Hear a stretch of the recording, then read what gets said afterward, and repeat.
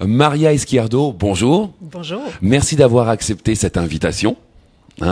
Je sais que vous êtes bien occupé en ce moment avec ce beau temps et puis toutes les escalades et toutes les montagnes qu'on a montées au Québec, dirons-nous. Petite montagne, je dois l'admettre. Dites-moi un petit peu, quelle est votre mission à ce centre d'escalade? Qu'est-ce que vous proposez aux gens, et notamment aux touristes français qui vont s'en venir?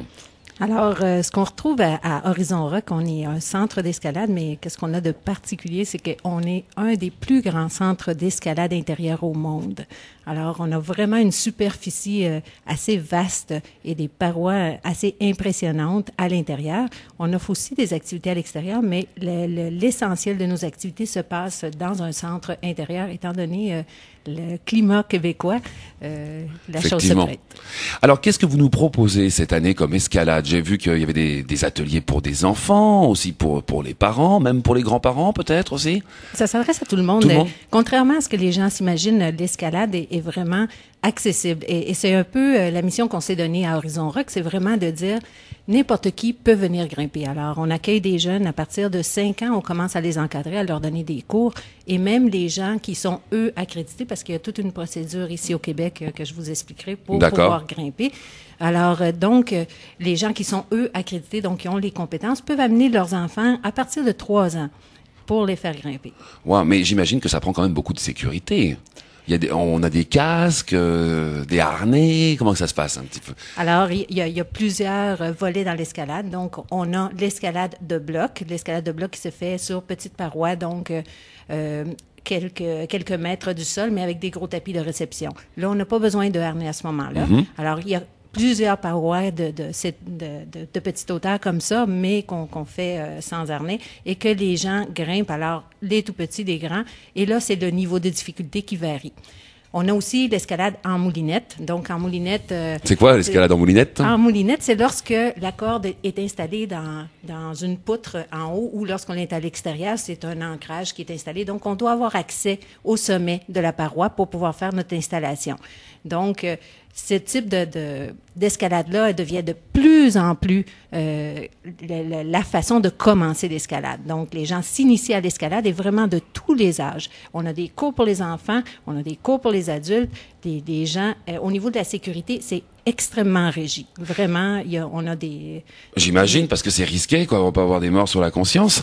Je vois aussi que vous avez des petites montagnes, là, escaladées avec des petits cailloux décoratifs. C'est pour les enfants? Non, en fait, ce que vous voyez là, c'est vraiment une section du centre qui est un mur de bloc. Donc, un mur de bloc, c'est-à-dire il fait 16 pieds, ça fait quoi? 16 pieds. 16 pieds, on comprend.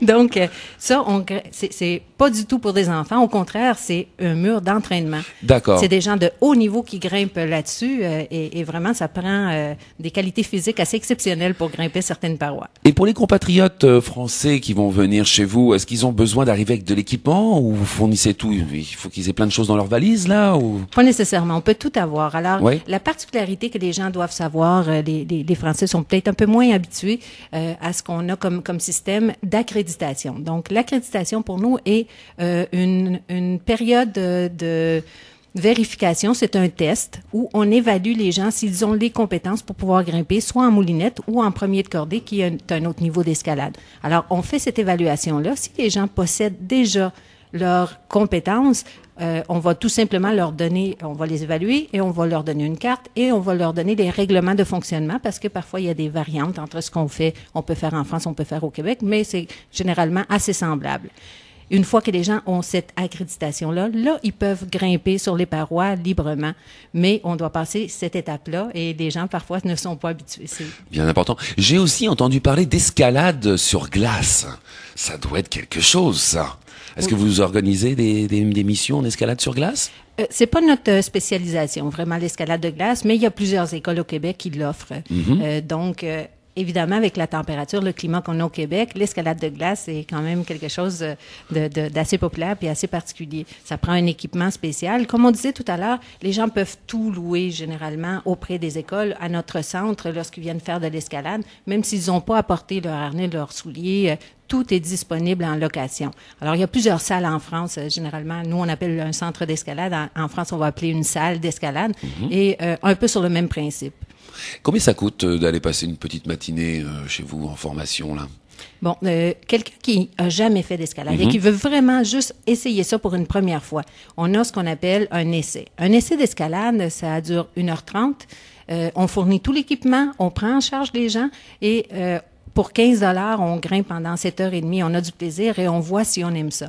Si on veut poursuivre un peu plus loin, dire je veux m'initier réellement, je veux apprendre les manœuvres. Alors à ce moment-là, on va s'inscrire à ce qu'on appelle un cours de découverte. Le cours de découverte est un cours qui se passe en 2 parties. La première va être vraiment orientée sur la partie de la sécurité. Donc, apprendre à mettre son équipement, à l'utiliser, à le manœuvrer, à faire quelques expérimentations supervisées. Donc, on va grimper, c'est très actif, mais vraiment, toute l'attention est mise sur la sécurité et non pas sur les techniques de comment se déplacer sur le mur. Alors ça s'appelle le cours de découverte 1. Il dure 3 heures. Et au bout de ce cours-là, on a toutes les compétences qu'il faut pour passer l'accréditation. Ensuite, on a ce qu'on appelle le cours de découverte 2, où là, on va s'attarder un peu plus aux techniques de grimpe, au déplacement, comment être efficace, comment dépenser moins d'énergie. Alors, c'est vraiment dans ce cours-là qu'on apprend à grimper. Et les gens, lorsqu'ils ont suivi découverte 1 et découverte 2, sont des gens qui peuvent amorcer l'escalade et avoir du plaisir. Y a-t-il beaucoup de grimpeurs au Québec? Bien, je peux vous dire que juste au centre, à Horizon Rock, on a près de 40 000 personnes accréditées. Oh, c'est énorme ça. Donc, 40 000 grimpeurs, ça doit grimper de partout chez vous, là. Mais ils sont pas tous là en même temps, évidemment. Mais c'est quand même tous des gens qui ont déjà suivi une formation, passé un test d'accréditation. Et de ça, on exclut toutes les gens qui viennent juste faire un essai ou une activité de groupe parce que on peut faire ça de façon complètement récréative sans avoir une prétention de devenir un grimpeur. Alors, on peut faire une sortie, on reçoit des groupes de partout. On a des groupes de Montréal, mais on a eu dernièrement un groupe espagnol qui est venu avec 200 personnes pour faire une activité. Alors, on est vraiment une installation impressionnante et les gens, lorsqu'ils arrivent, ils apprécient ce qu'on leur offre. D'ailleurs, vous avez un site Internet, on va vous mettre en lien avec le site pour que nos auditeurs puissent voir. Vous pouvez nous rappeler l'adresse du site? Oui, c'est le www.horizonrock.com. Et dites-moi, est-ce qu'il y a un avenir aussi pour ceux qui souhaiteraient venir s'installer au Québec à titre de professeur, par exemple, ou pour encadrer des gens qui vont faire de l'alpinisme? Ça, c'est drôle parce que effectivement, je reçois énormément de curriculum de gens de français, de gens d'un peu partout. Puis effectivement, au niveau de la formation, il y a une certaine lacune actuellement au Québec. On est en train d'essayer de rattraper du temps perdu, mais ça arrive souvent qu'on doit engager des gens qui viennent de l'extérieur. D'ailleurs, on a régulièrement 2, 3, 4 Français dans l'équipe à Horizon Rock. Car c'est bien connu, les Français sont de bons grimpeurs. Généralement, oui. Eh bien, Maria, je vous remercie beaucoup d'avoir pris le temps de venir nous parler. Je sais que vous êtes bien occupée. Et puis, on va inviter tous nos auditeurs qui veulent se lancer à l'aventure au Québec, notamment dans l'escalade, à communiquer avec vous. Mais ça va nous faire plaisir de vous accueillir. À très bientôt, Maria. Ça me fait plaisir. Bonjour.